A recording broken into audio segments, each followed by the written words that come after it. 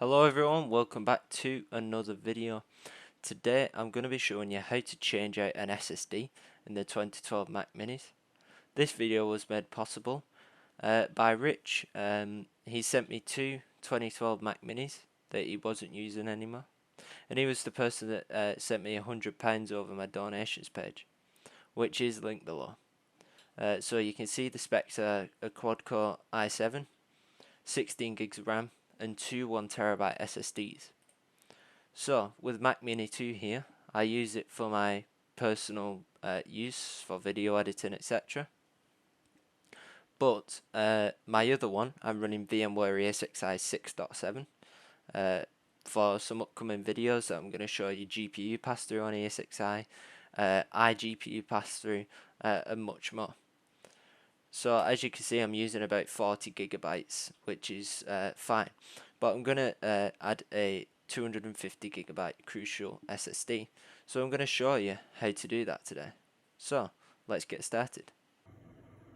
So here we have the Mac Mini. As you can see, it's on my desk.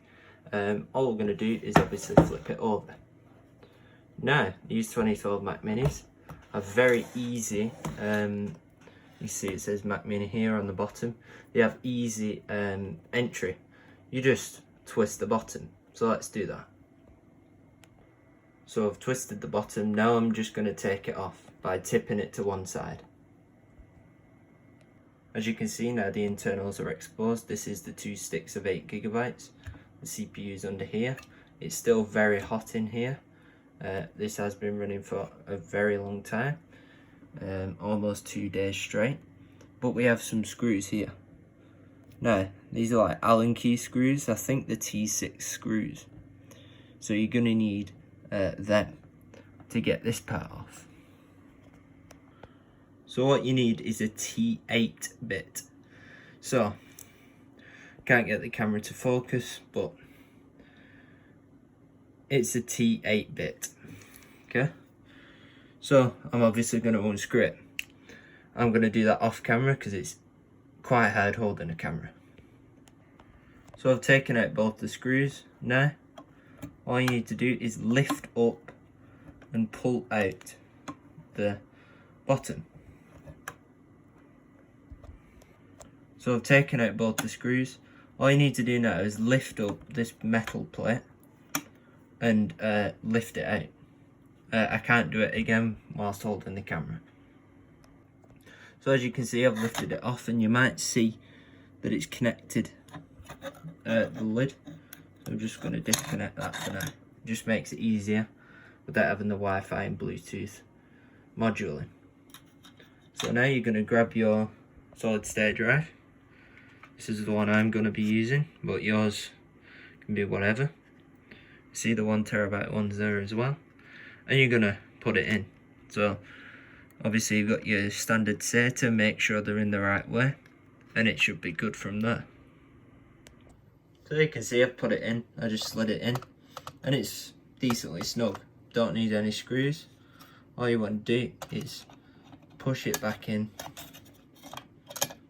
and screw back in the faceplate. Again, I cannot do this with holding a camera, so let me do this off camera. Never mind, I've done it. Also make sure to put the Wi-Fi and Bluetooth antenna back in. I forgot about this.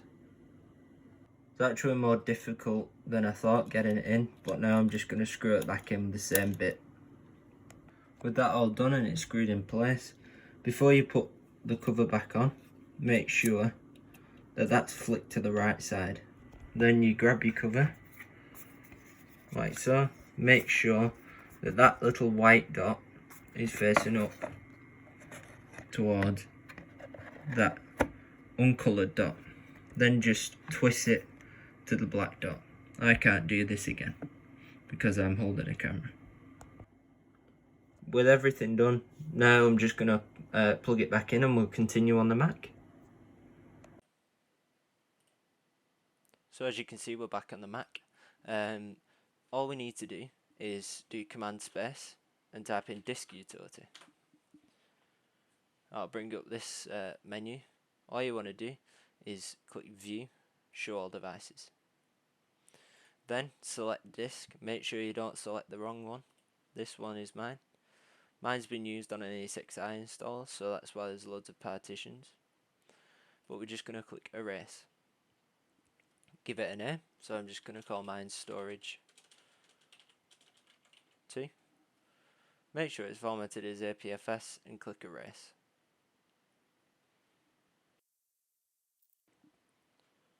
So as you can see, the erase process is complete, as it says here. All we're going to do is click done. That's it, we've done it. So to actually view the volume, we're just going to click go in Finder and then computer. As you can see, storage 2 is here, and if I right click and get info, you can see that it's the 240 gig volume that I said. That's going to be it for this video. Hopefully you found it helpful and informative. If you did, please give it a like. Thanks ever so much for watching. Goodbye.